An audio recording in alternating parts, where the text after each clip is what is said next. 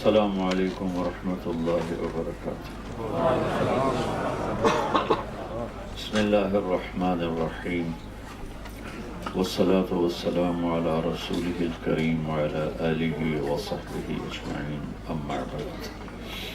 میرے بھائیوں اور بہنوں،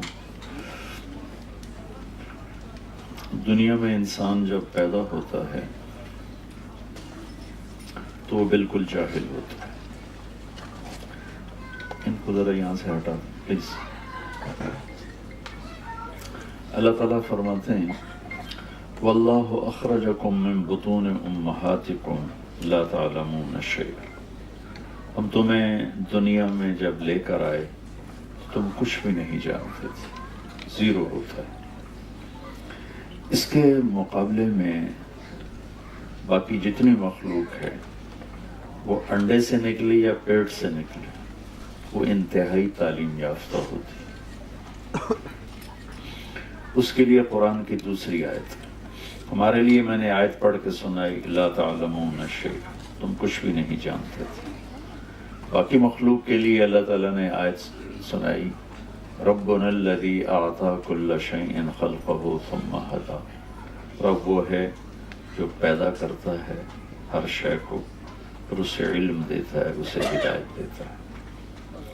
چیونٹی کتنی چھوٹی سی ہوتی، اس کا انڈا اس سے بھی چھوٹا ہوتا، اور اس کی پیدائش ایک اندھیر سوراخ میں ہوتی، لیکن اس کو لائن، اور صرف 1 سینٹی میٹر دیکھ سکتی، اس سے آگے وہ دیکھ نہیں سکتی۔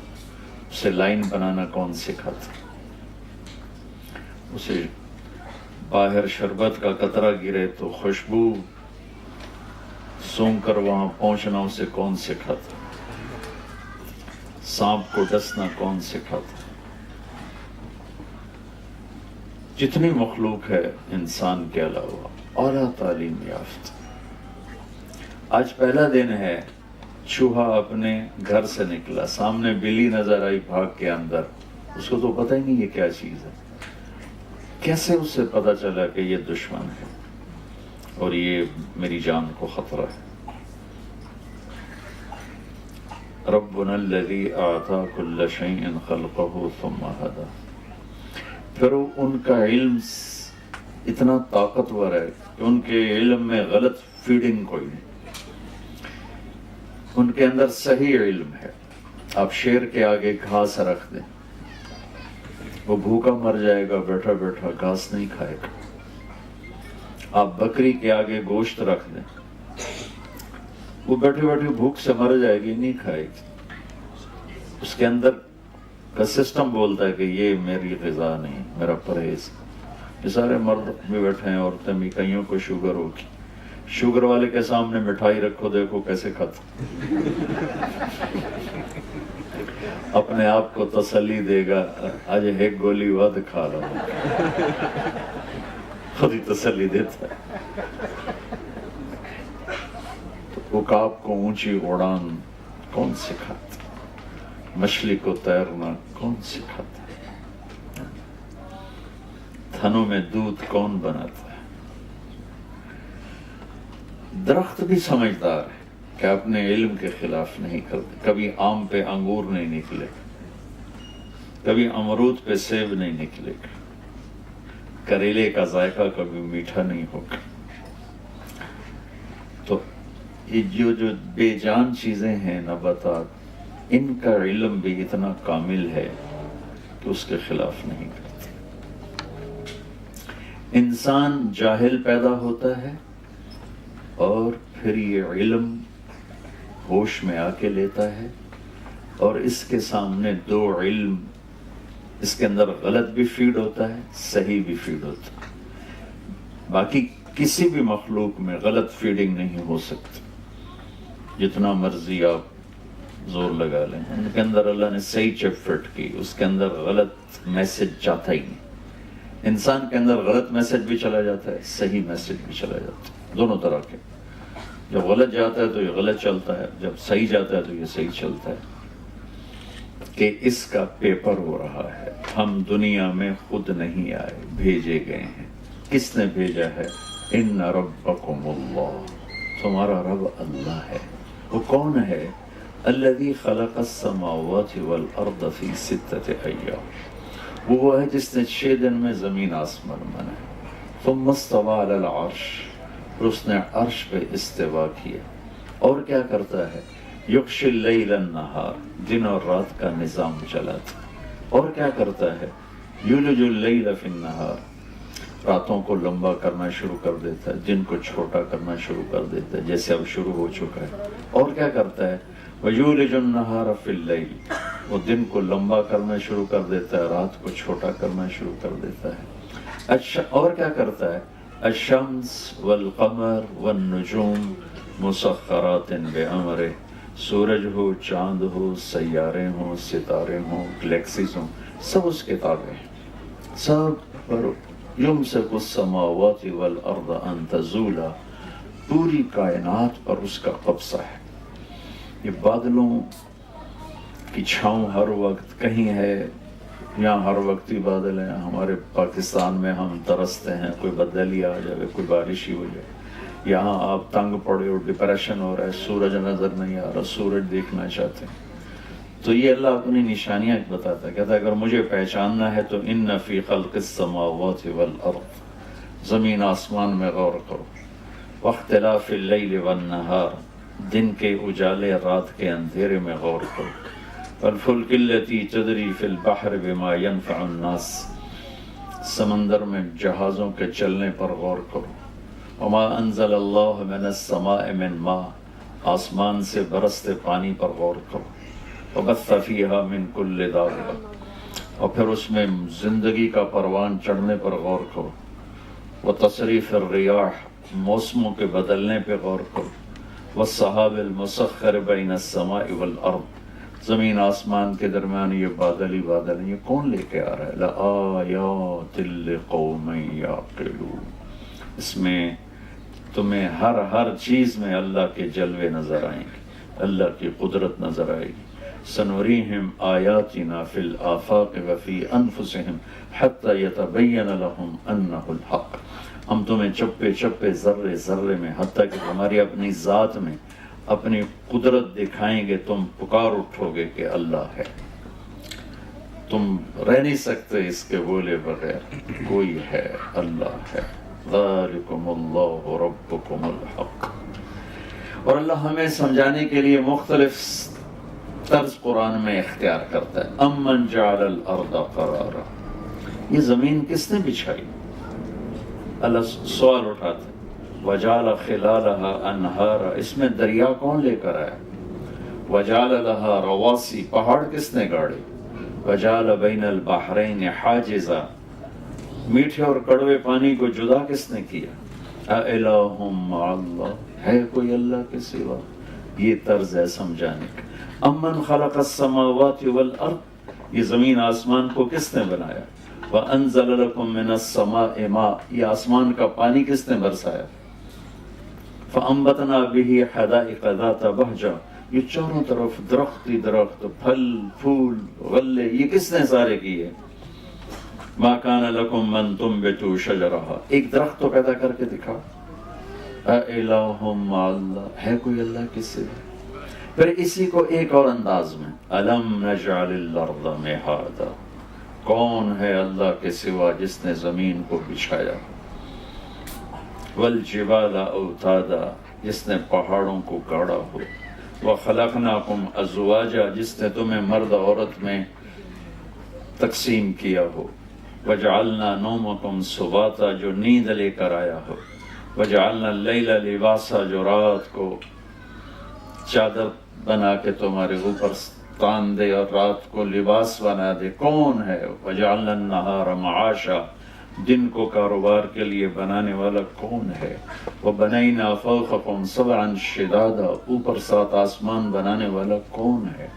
یہ سارے قرآن کے انداز ہیں جس سے اللہ تعالیٰ یہ ہمیں بتانا چاہتا ہے کہ تمہارا پیدا کرنے والا اللہ ہے، اور اس پیدائش کے پیچھے ایک مقصد ہے، وہ ہے لِيَبْلُوَكُمْ أَيُّكُمْ أَحْسَنُ عَمَلًا. ہم یہ دیکھیں گے کہ تم میں زیادہ خوبصورت عمل کر کے کون آتا ہے. انسان کے اندر حسن کی طلب ہوتی، یہ گاڑیاں جو آج کھڑی ہیں آج سے 50 سال پہلے تو ایسے نہیں تھی، جو گھر آج بن رہے ہیں آج سے 50 سال پہلے ایسے نہیں تھے، جو لباس آج بن رہے ہیں آج سے 50 سال پہلے ایسے نہیں تھے، کہ انسان خوبصورتی کے پیچھے دوڑتا ہے، تو اللہ نے اسی کو سٹیٹس بنا دیا، ایکم احسن عملا، ہم دیکھیں گے تم میں زیادہ خوبصورت عمل کون کرتا ہے۔ یہ پیپر ہو رہا ہے، عمل بھی کرنا ہے خوبصورت بھی کرنا ہے، لیکن زیادہ نمبر وہ لے گا جس کا عمل خوبصورت ہوگا چاہے تھوڑا ہوگا، اور جس کا زیادہ ہو لیکن حسن نہیں ہے۔ تو میں اس کو واضح کرنے کے لیے ایک واقعہ سنا تھا، تبوک کے موقع پر آپ نے فنڈنگ کی، روم سے لڑائی تھی، 30,000 کا لشکر تھا، تو بہت زیادہ مشکل وقت تھا، تو آپ نے کہا فنڈ جمع کرو۔ تو عمر رضی اللہ تعالیٰ عنہ ہمیشہ کوشش کیا کرتے تھے کہ میں ابو بکر سے کسی طرح آگے نکل جاؤں، وہ موقع ہی نہیں بنتا تھا۔ ان دنوں ابو بکر غریب تھے اور عمر مالدار تھے، تو عمر کے جی میں آیا کہ آج کا دن ہے میں ابو بکر کو پیچھے چھوڑ سکتا ہوں، ورنہ نہ اس سے پہلے ہوا نہ بعد میں ہوگا۔ تو انہوں نے اپنے مال کا 2 حصے کیے، آدھا لے کر آئے آدھا چھوڑ کے۔ ابو بکر رضی اللہ تعالیٰ عنہ فقیر تھے، وہ سارا اکٹھا کر کے ایک پوٹلی لے کر آئے۔ اب دونوں کیا کہ جو چیریٹی ہے سامنے پڑی ہوئی، ابو بکر اتنا ہے، عمر اتنا ہے، لیکن جو حسن ابو بکر کے مال میں ہے وہ عمر کے مال میں نہیں، کہ ابو بکر تو جھاڑو پھیر کے لے آئے اور عمر آدھا کر کے لائے۔ تو یہاں سوال یہ بنتا ہے عمر کتنا لائے ہو؟ وہ کہتے 10,000۔ ابو بکر تم کتنا لائے ہو؟ وہ کہتے 1,000۔ تو ابو بکر کی ہار تھی، عمر کی جیت تھی۔ موقع کا سوال بھی یہی ہے، لیکن آپ نے سوال ہی بدل دیا، جو بنتا ہی نہیں، ہزاروں بنتا ہی نہیں۔ یہ لوگ فنڈنگ کرتے ہیں تو جب کوئی پیسے لکھاتا ہے تو اسی تک ہی رہتے ہیں نا، مجھے میرے 100 پاؤنڈ لکھو، میرے 200 پاؤنڈ لکھو۔ کبھی کسی نے پوچھا ہے اور پیچھے گھر میں کتنے پڑے ہیں؟ وہ اگلے کی بھی واپس لے لے گا، تجھے تو چور لگ دو، میں نے میرے اگلے بھی واپس کر۔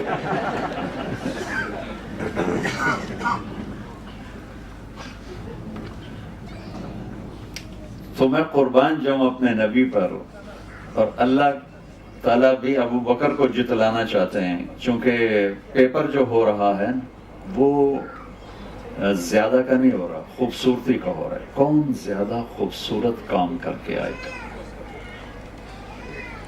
تیز تیز پڑھی ہوئی 10 رکعت سے 2 رکعت اچھی طرح پڑھی ہوئی اللہ کو زیادہ پیاری لگتی۔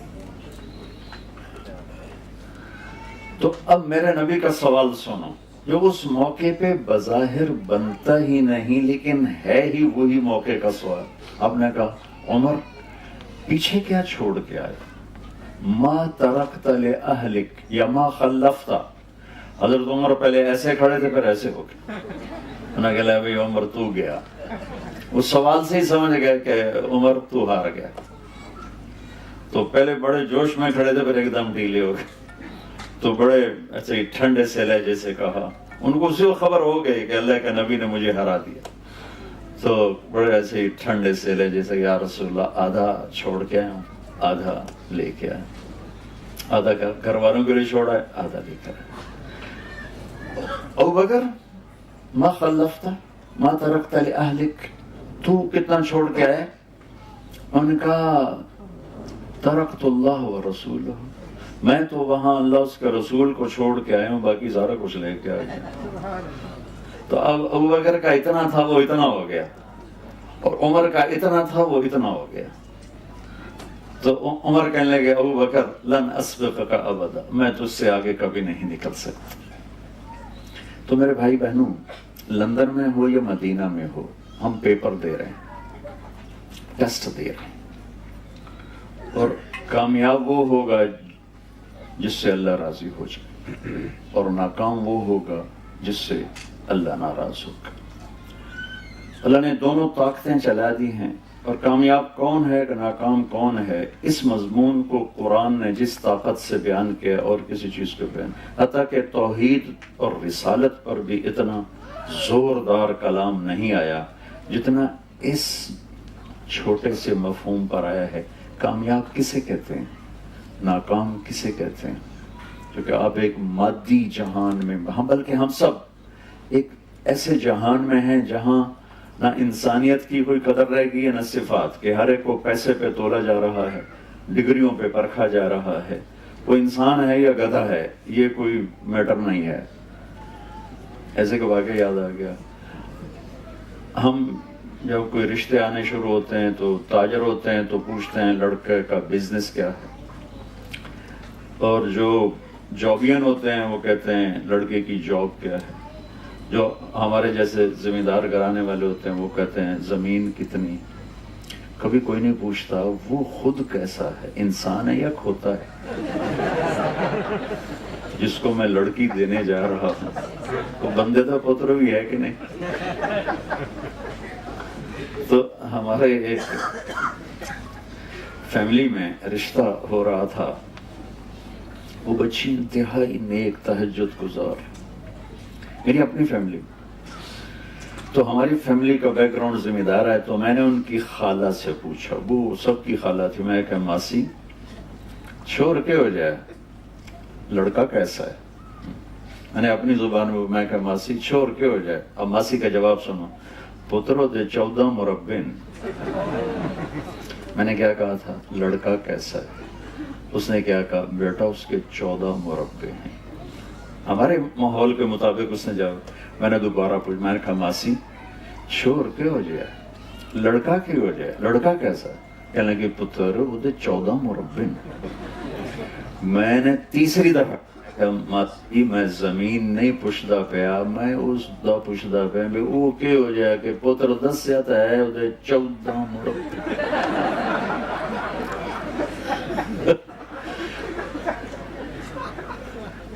پوری دنیا کا سٹیٹس یہی ہے، وہ یہ نہیں دیکھتے کہ انسان ہے، وہ دیکھتے ہیں کہ اس کے ساتھ ہے کیا۔ اور اللہ تولتا ہے سونے چاندی پر نہیں، ڈگریوں پر نہیں، انسانیت پر تولتا ہے، اور انسانیت کی معراج ہے محمد مصطفیٰ صلی اللہ تعالی علیہ وسلم۔ جو آپ کے سانچے میں ڈھلے گا وہی انسان ہے، جو آپ سے دور ہوگا وہی جانور ہے۔ اللہ نے اوپر ایک ہے اللہ، نیچے اس کا ایک ہے حبیب، ایک سے پیار کیا۔ ابو ہریرہ نے پوچھا یا رسول اللہ آپ کب نبی بنے تھے؟ تو اس کا سادہ جواب تو 40 سال کی عمر، اور کیلکولیٹڈ جو میں آپ کو حساب کر کے بتا رہا ہوں، 40 سال 6 مہینے 10 دن، اور یہ 40 سال 6 ماہ 10 دن ہیں، یہ محرم صفر عربی مہینوں کے لحاظ سے، جنوری فروری کے لحاظ سے نہیں۔ لیکن میرے نبی نے ان دونوں میں سے کوئی جواب نہیں دیا۔ ابو ہریرہ 40 سال یا ابو ہریرہ 40 سال 6 مہینے 10 دن۔ آپ نے فرمایا ابو ہریرہ ابھی آدم علیہ السلام کی مٹی اکٹھی نہیں ہوئی تھی اور اللہ مجھے نبی بنا چکے تھے۔ اللہ تعالیٰ نے پیدائش کائنات، آدم نہیں، پیدائش کائنات سے 2000 سال پہلے سورہ یاسین کی تلاوت فرمائی، اور سورہ یاسین کی تلاوت، سورہ یاسین شروع ہو رہی ہے یاسین والقرآن الحکیم انک لمن المرسلین، مجھے قسم ہے قرآن حکیم کی آپ میرے رسول ہیں۔ کوئی ہستی سامنے موجود ہے جسے کہا جا رہا ہے آپ میرے رسول ہیں؟ نہ زمین ہے، نہ آسمان ہے، نہ تخت ہے، نہ تخت ہے، نہ عرش ہے، نہ فرش ہے، نہ جنت، نہ دوزخ، نہ جبریل، نہ میکائیل، نہ اسرائیل، نہ اسرافیل، کچھ بھی نہیں ہے، صرف اللہ ہے، اور آپ کہہ رہے ہیں انک لمن المرسلین، آپ میرے رسول ہیں۔ کوئی سامنے موجود ہے ہست، تو اللہ تعالیٰ نے ایک سے پیار کیا، انہیں چنا، پھر انہیں ہمیں آئیڈیل بنا کے دے دے گا اس کے پیچھے چل۔ جو ہمارا شاعر کہتا ہے کہ محمد سے وفا تو نے تو ہم تیرے ہیں، یہ جہاں چیز ہے کیا لوح و قلم تیرے ہیں۔ تو اللہ نے اپنے نبی کی ایک ایک ادا ہم تک پہنچائی ہے، وہ چیزیں جن کا ہماری آخرت سے تعلق ہی نہیں ہے، وہ بھی ہمارے نبی کے ہم تک پہنچا دی اللہ تعالیٰ۔ ہمارے نبی خوش کیسے ہوتے تھے، غمگین کیسے ہوتے تھے، غصے کیسے ہوتے تھے، بلاتے کیسے تھے، ناراض کیسے ہوتے تھے، خطاب کیسے فرماتے تھے، بیٹھنے کا انداز کیا تھا، کھانے میں کیا پسند تھا، سوتے کیسے تھے، یہ چیزیں بھی ہم تک ہمارے اللہ نے پہنچائیں۔ میں آپ کو مثال کے طور پر واضح کرنے کے لیے، جب ہمارے نبی غمگین ہوتے تھے تو یوں بیٹھتے تھے، یہ ہمارے نبی کے غم کی نشانی، یہ بیٹھنا ایک نشانی تھا کہ آپ اداس بیٹھے ہوئے۔ جب آپ خوش ہوتے تھے تو یہاں سے نور نکلتا تھا، پہلے بھی نور تھا اور زیادہ ہو جاتا تھا۔ جب آپ غصے میں ہوتے تھے تو یہاں ایک وین تھی جو ایسے ایسے ایسے ایسے ٹپ ٹپ ٹپ ٹپ کرنے لگتی تھی، حرکت کرنے لگتی تھی، اس طرح اس طرح اس طرح سے۔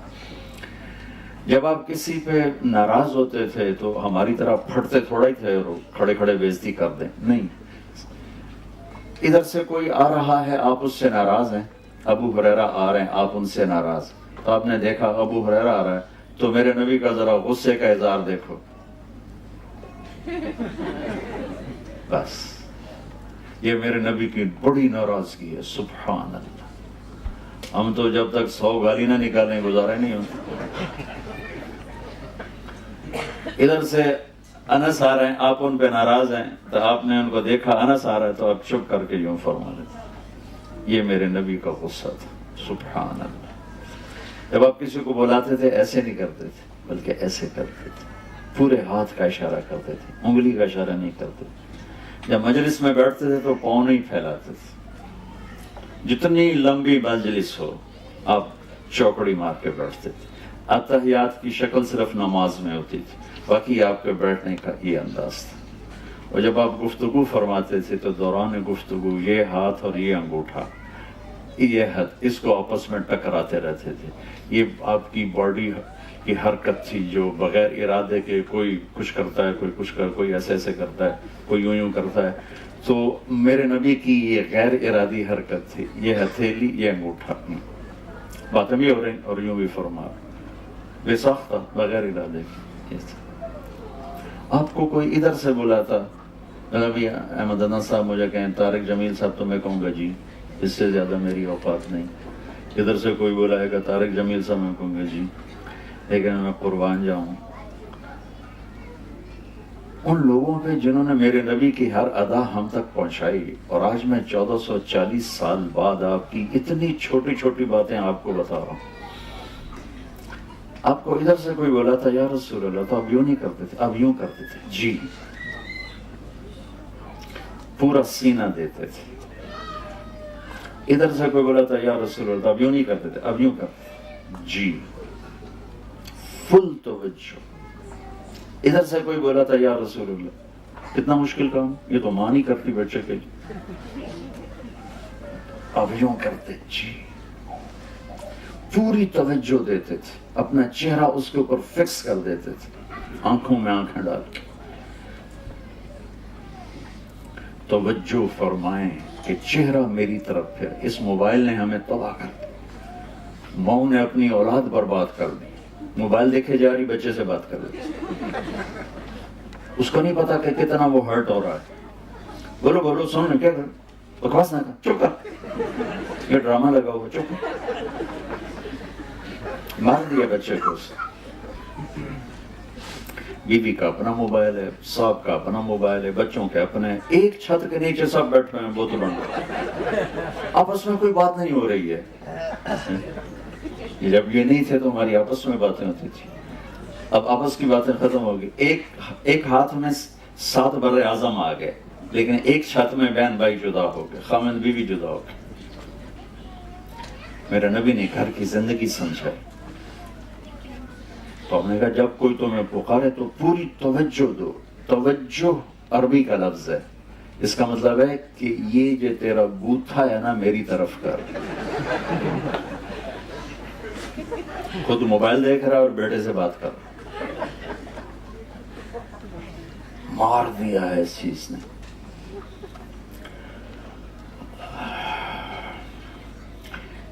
موبائل کھلا رہ گیا میرا، سردیوں کی رات کے 2 بج رہے ہیں اور گھنٹی بجی، تو میں ڈر سے اٹھا کہ یا اللہ خیر ہو، رات کے 2 بجے ہیں اور دسمبر جنوری کی راتیں تھیں، تو کوئی ایسا حادثہ، کوئی ایسی خوفناک خبر یا اللہ سننے کو نہ ملی۔ میں نے فون کان کو میں جی کہا جی مولانا صاحب بول رہے ہو؟ میں کہا جی بول رہا ہوں۔ کہا جی ٹائلٹ میں دعا پڑھ سکتے ہیں کہ نہیں؟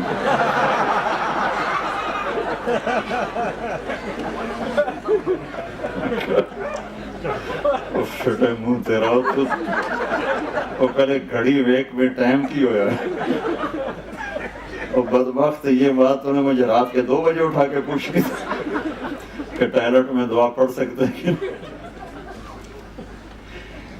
اس نے ہمارے اخلاق بگاڑ دی۔ میرے نبی عزت دیتے تھے، عزت دیتے تھے، پوری ایک زندگی دے کر گئے ہیں۔ اور جب آپ یعنی چھوٹی سی بات ہے، گرمیوں میں باہر سوتے ہیں، سردیوں میں اندر سوتے ہیں، ٹھیک ہے؟ جب مرضی، کوئی گرمی لگی تو باہر بستر بچھا لیا، سردی لگی تو اندر بچھا لیا۔ لیکن میں قربان جاؤں صحابہ پر کہ کتنی باریک اور چھوٹی سی بات ہے، جب سردیاں گرمی میں کنورٹ ہوتی ہیں اور آپ حکم دیتے کہ میرا بستر باہر بچھایا جائے تو وہ جمعہ کی رات ہوتی تھی، اور جب گرمیاں ٹھنڈک میں بدلتی اور آپ فرماتے میرا بستر اندر بچھایا جائے تو وہ جمعہ کی رات ہوتی تھی۔ اتنی چھوٹی چھوٹی بات بھی ہم تک پہنچی۔ آپ کو اجوا کھجور پسند تھی، برنی کھجور پسند تھی، دودھ میں تھوڑا پانی ملا کے پیتے تھے، کتنی چھوٹی چھوٹی بات ہے۔ دودھ کے ساتھ گوشت نہیں کھاتے تھے، گوشت کے ساتھ دودھ نہیں کھاتے پیتے تھے، تازہ کھانا کھاتے تھے، کبھی باسی نہیں کھایا۔ ماشاءاللہ تھوڑے تھے ہفتے ہفتے فریج جنج پہ ہوتے، گرم کرو تو کھاؤ، گرم کرو تو کھاؤ۔ میرے نبی تازہ کھاتے تھے، یا فاقہ یا تازہ۔ صرف ایک زندگی میں ایک دفعہ باسی روٹی کھائی، حضرت ام ہانی کے گھر جب آپ آئے تھے حج کے موقع پر، اس وقت ان کی دلداری میں آپ نے 2-4 لقمے لے لیے، ورنہ یا آپ تازہ کھاتے تھے یا فاقہ فرماتے تھے۔ جس کھانے پر رات گزر جاتی تھی اس سے نہیں کھاتے تھے۔ ہم تو 8 دن کے ماشاءاللہ چل رہے ہوتے ہیں پکوان۔ میں آپ کو کتنے نبی کی وہ جو آپ نے کبھی زندگی میں سنی نہیں ہوں گی، اور ان کا ہماری جنت دوزخ سے بھی تعلق نہیں ہے، لیکن میں صرف ایک ذہن سازی یہ کر رہا ہوں کہ میرے نبی کی زندگی کی ہر شے محفوظ ہے، ہر شے محفوظ ہے۔ اپنے نبی کی زندگی کو سیکھیں۔ اگر کامیابی دنیا سے، اللہ کی قسم اگر اللہ راضی ہے تو موت سے خوبصورت کوئی پیغام نہیں ہے، اور اگر اللہ ناراض ہے تو موت سے خوفناک کوئی پیغام نہیں۔ مالک کے راضی ہونے پر موت چھٹی ہے۔ آپ کا ویکنڈ پہ کتنے خوشی ہوتی، جمعے کو کیسے خوشی ہو رہی تھی کہ اب چھٹی ہو گئی، آج 2 دن کی چھٹی ہو گئی۔ اللہ کی قسم اگر اللہ راضی ہے تو موت ویکنڈ آ گیا، اور اگر اللہ ناراض ہے تو پھر قید خانہ آ گیا۔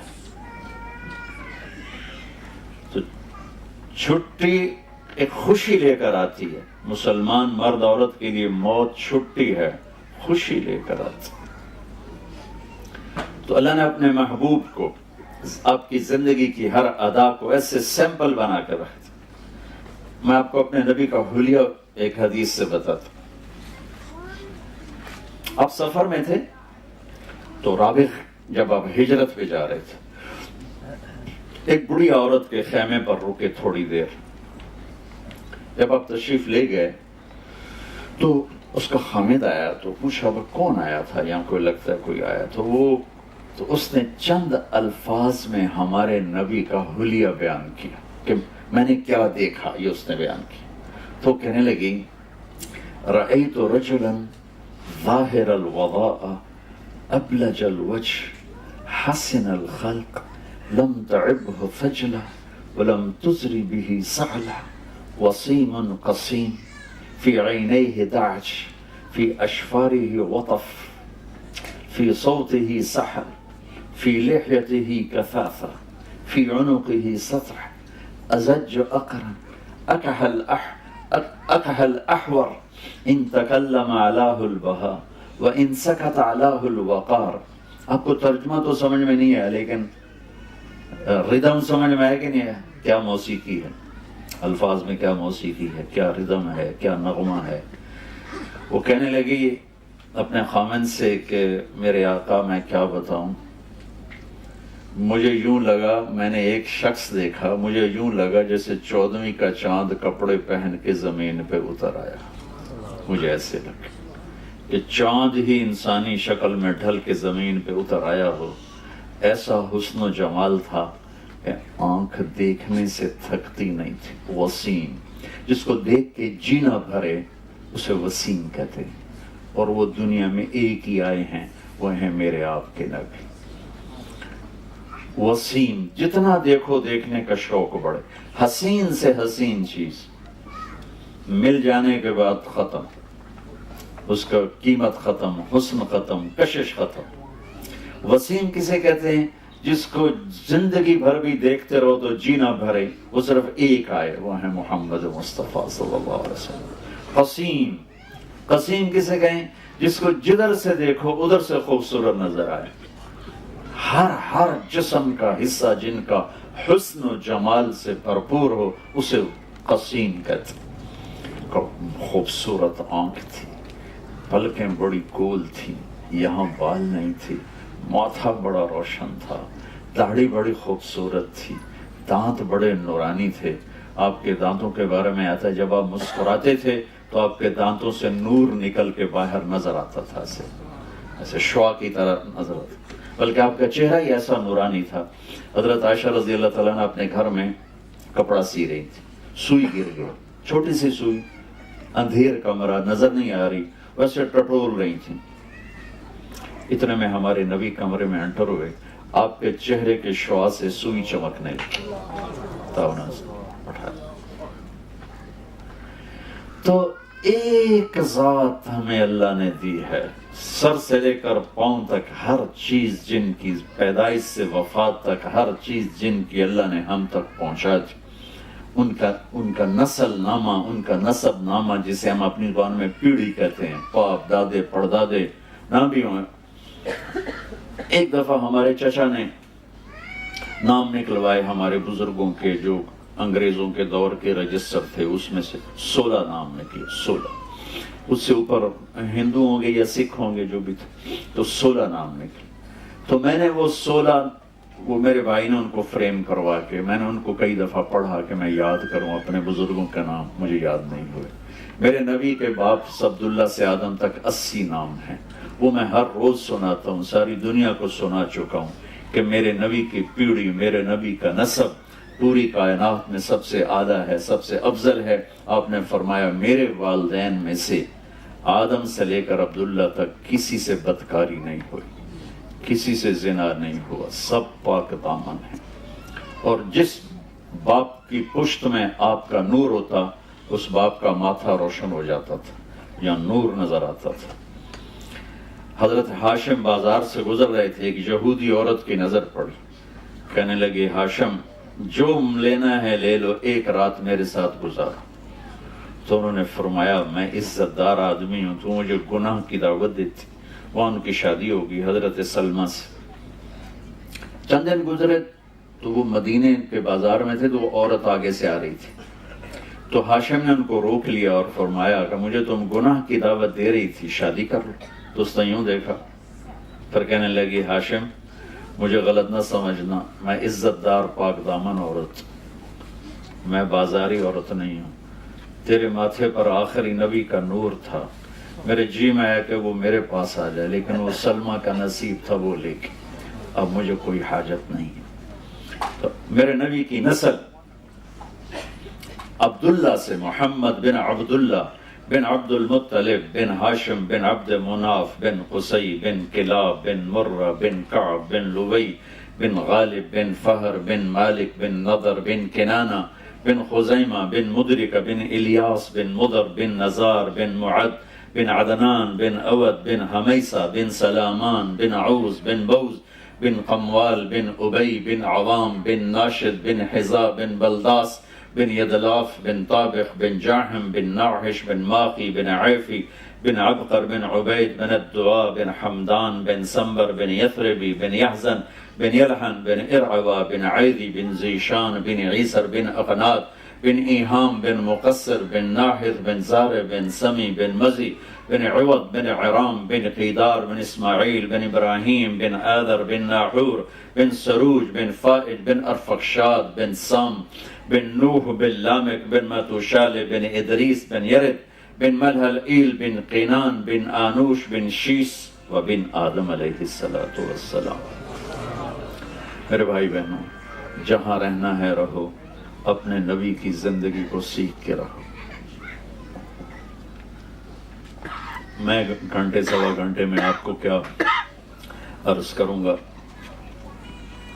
آپ کو سارے قرآن کا خلاصہ بتا رہا ہوں کہ دنیا اور آخرت کی کامیابی چاہیے تو اپنے نبی کی زندگی، اپنے نبی کی زندگی، اپنے نبی کی زندگی۔ اب فیملیز بیٹھی ہیں، میں تھوڑا سا اپنے نبی کی زندگی کا فیملی والا رخ آپ کو بتاتا ہوں۔ فرائض چند ہیں، 5 نمازیں ہیں، 30 روزے ہیں، سال کے بعد زکوٰۃ ہے 1 دفعہ وہ مالدار کے لیے، اور زندگی میں 1 دفعہ حج ہے مالدار کے لیے، اور صحت مند، مالدار پلس صحت مند۔ بیمار ہے تو معاف ہو جائے گا، صحت مند بھی ہو مالدار بھی ہو تو حج فرض، اور زکوٰۃ پیسے والے پر فرض ہے۔ نماز ایک ایسا فریضہ ہے جو کسی حال میں معاف نہیں ہے کہ اپنے ٹائم پر اسے ادا کرنا ہے۔ باقی روزے میں بھی گنجائش ہے، بیمار ہو بعد میں رکھ لو، مسافر ہو بعد میں رکھ لو، نہیں رکھ سکتے ایسے بیمار ہو تو جاؤ معاف کیا، ویسے ہی معاف ہو، اس کا فدیہ دے دو معاف ہو، نماز کی معافی کوئی نہیں۔ تو جو ہے نا عبادات کا جو پیپر ہے وہ بہت تھوڑا ہے، بہت مختصر ہے، لیکن اس کے بعد جو زندگی کا پیپر ہے وہ بہت لمبا چوڑا ہے۔ میرے نبی نے 11 شادیاں کیوں کی؟ شوق تھا۔ آپ کی عمر 25 سال ہے، میں نے آپ کو ابھی حلیہ بتایا کیسا خوبصورت جوان۔ 40 سال کی عورت سے کوئی 25 سالہ نوجوان شادی کرے گا؟ جس عورت کی ایک منگنی ٹوٹے، منگنی ٹوٹنا بھی مرد کے لیے تو کوئی نہیں، عورت کے لیے عیب بن جاتا۔ منگنی ٹوٹی ورقہ بن نوفل کے ساتھ، ابو حالہ کے ساتھ شادی ہوئی، ایک بیٹا ایک بیٹی، ابو حالہ فوت ہو گئے۔ ابن عابد کے ساتھ شادی ہوئی، ایک بیٹا ابن عابد فوت ہو گئے۔ حضرت خدیجہ رضی اللہ تعالیٰ عنہ کی عمر 40 سال، ابو حالہ پہلے خامن، ابن عابد دوسرے خامن، ورقہ بن نوفل سے منگنی ٹوٹی، عمر 40 سال، میرے نبی 25 سال، اور آپ نے اپنی زندگی کے 25 سال ان کے ساتھ گزار۔ جب آپ 50 سال کے ہوئے تو آپ نے 10 شادیاں کر لی، 50 سے 60 سال کی عمر تک 10 سال میں آپ نے 10 شادیاں کی۔ ایک حدیث سنا تھا، آپ نے فرمایا ما تزوجت وما زوجت الا بوحی من السماء نزل به جبریل۔ لوگوں سن لو، مجھے عورت کی کوئی رغبت نہیں، میں نے جہاں شادی کی، میں نے جہاں بیٹی دی، پہلے آسمان سے اللہ کا حکم آیا، پھر میں نے آگے وہ قدم اٹھایا۔ یہ 11 گھر کیوں بسائے؟ گھر کی زندگی مشکل ہے، گھر کا دین مشکل ہے۔ نماز کے لیے 1 لوٹا پانی چاہیے اور 10 منٹ چاہیے، روزے کے لیے چند گھنٹے کی بھوک کو برداشت کرنا ہے، لیکن گھر میں میرے نبی والی زندگی زندہ ہو تو میرے رب کی قسم، میرے نبی نے کہا تم اپنے اخلاق اچھے کرو میں تمہیں جنت الفردوس میں گھر لے کر دوں گا۔ 5 وقت نماز پہ کہا جنت ملے گی، اچھے اخلاق پہ فرمایا جنت الفردوس ملے گی، اور میرے نبی گھر کی زندگی میں اخلاق سکھانا چاہتے ہیں۔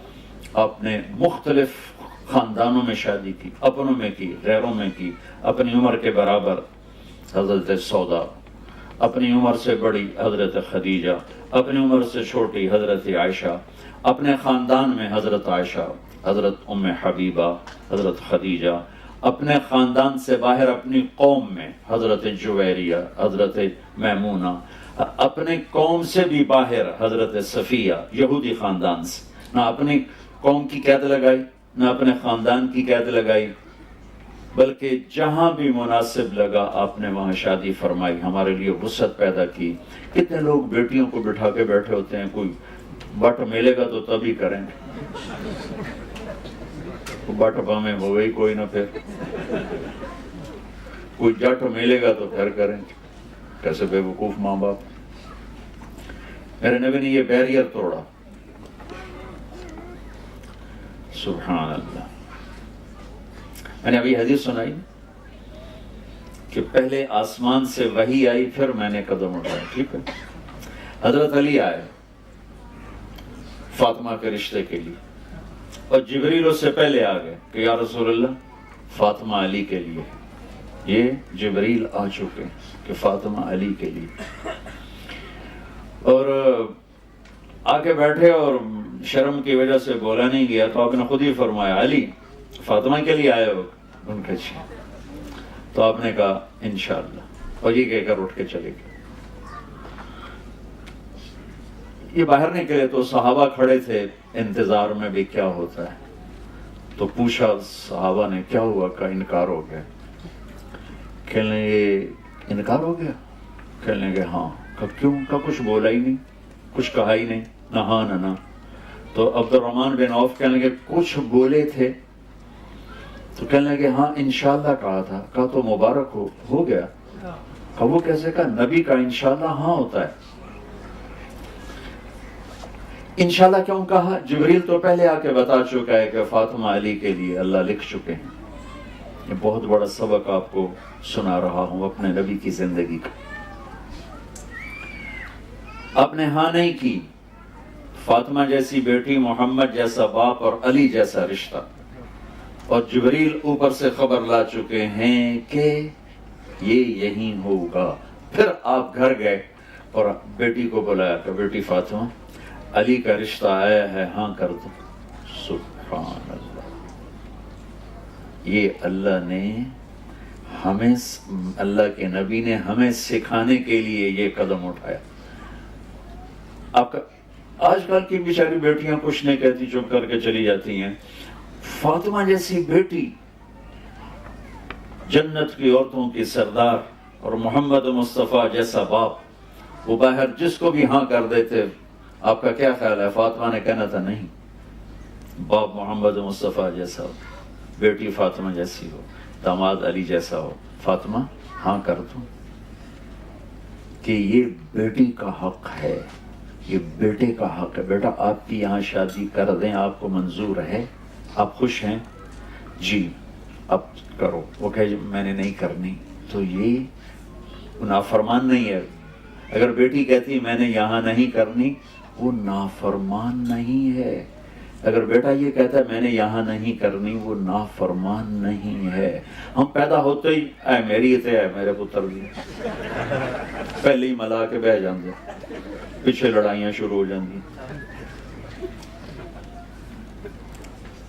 میں قربان جاؤں، کیا خوبصورت سبق دے رہے ہیں.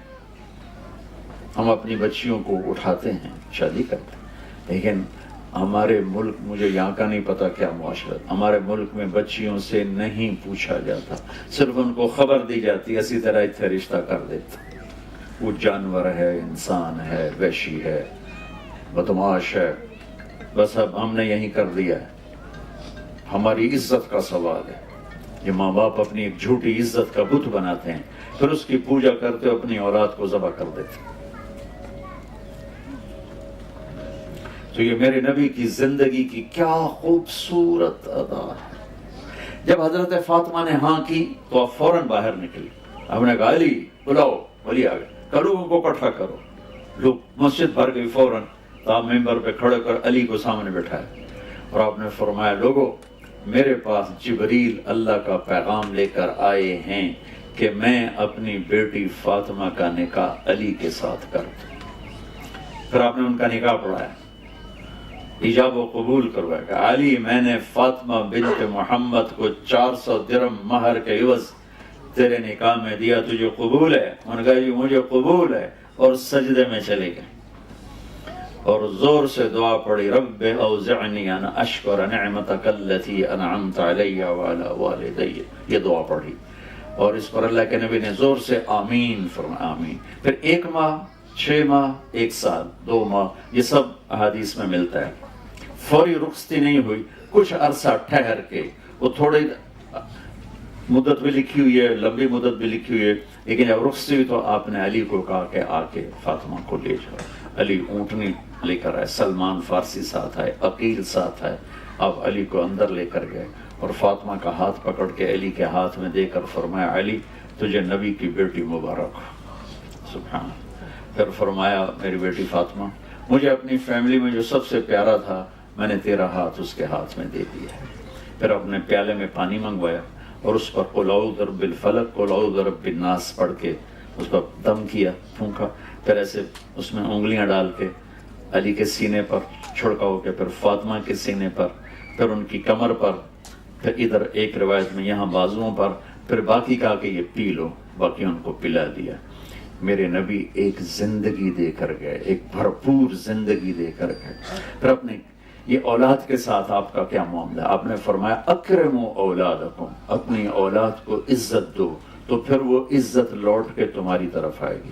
آپ جس معاشرے میں رہ رہے ہیں یہ زندگی بہت تیز ہو گئی ہے، اچھا گھر ہونا چاہیے، اچھی گاڑی ہونی چاہیے، اس کے لیے قرضہ لے لو، قرضہ لے لو، گھر لے لو، بڑا گھر لے لیا، بڑی گاڑی لے لی، اب بیوی بھی کام کرے، خامند بھی کام کرے تو اولاد اگنور ہو جاتی، اولاد نظر انداز ہو جاتی ہے۔ سب سے قیمتی سرمایہ یہاں کے مسلمان نظر انداز کرتے ہیں اپنے ایک بڑے گھر کے لیے، ایک بڑی گاڑی کے لیے اور ایک لیوش زندگی کے لیے، لیکن سب سے قیمتی سرمایہ کو ضائع کر دیتے ہیں کہ انہیں ٹائم نہیں دیتے۔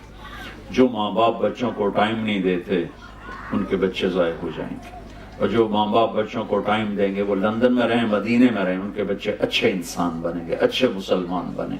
میرے نبی نصیحت نہیں کر، آپ حیران ہوں گے 7 سال کی عمر حضرت حسن کی تھی جب ان کا انتقال ہوا ہمارے نبی کا، 6 سال حضرت حسین، 7 سال میں حسن حسین کو ایک نصیحت نہیں کی، صرف پیار دی، گود دی، گود میں بٹھاتے، سینے پہ لٹاتے، کمر پہ بٹھاتے، کندھوں پہ بٹھاتے، پیار کرتے، ان کے ماتھے کو چومتے، ان کے چہرے کو چومتے، ان کی پشت کو چومتے، اور ان کے لیے یوں ایسے گھوڑا بن جاتے، گھر میں آتے نا ایسے ہو جاتے اور کہتے آؤ میرے اوپر چڑھ جاؤ، تو وہ دونوں کو اپنے اوپر بٹھا کر نا کمرے میں چکر لگاتے، یوں پورے یوں چکر لگاتے، اور پھر یوں کر کے کہتے تمہارا اونٹ کیسا ہے، کیف مطیتکما، اور اونٹ کیسا ہے، پھر ان دونوں کو اتار دیتے۔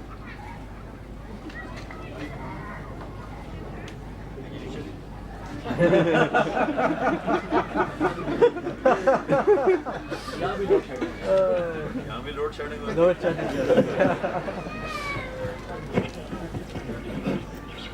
ان دونوں کو اتار دیتے۔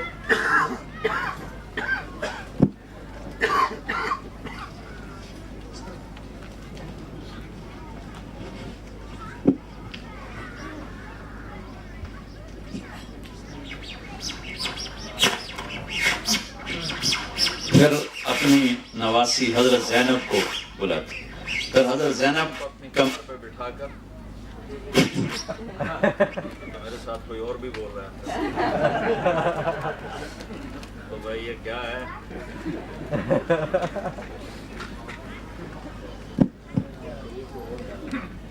اتنے بڑے نبی اتنی بڑی مصروفیت اور ٹائم نکال رہے ہیں بچوں کے لیے، پھر ان کو چکر لگوا